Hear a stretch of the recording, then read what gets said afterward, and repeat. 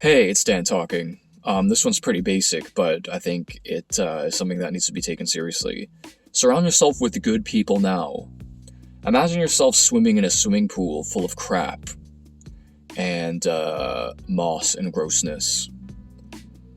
In a way, that's what you're surrounding yourself with. If that's all you ever have around you, there's no positive voice, no sense of upliftment, sorrow and sadness and sulking. Is that really all you have? You're swimming in a pool of crap, man. You might want to have a swimming pool that is full of nice water with maybe some floating, duckies and noodles and squirt guns and all kinds of fun stuff. That is probably a more fun pool. Now, I'm making goofy analogies, but that's life. What's the point of being weighed down by negativity, and that's all you're being fed? Eventually that will really weigh on you, and as life goes on, why waste it on being brought down by that kind of stuff? And then it becomes something that people they connect over, that kind of thing, just negativity, and it's bad. And I think negativity is such a huge thing in young people. I think right now, I remember seeing like people just kind of going along and identifying. I think there's a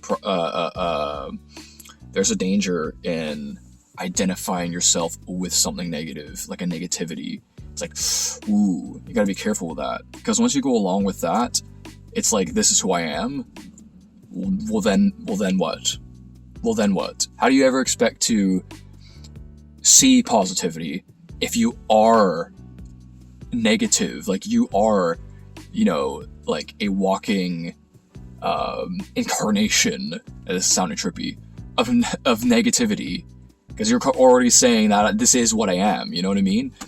And if you're hanging out with people and that's how they are, and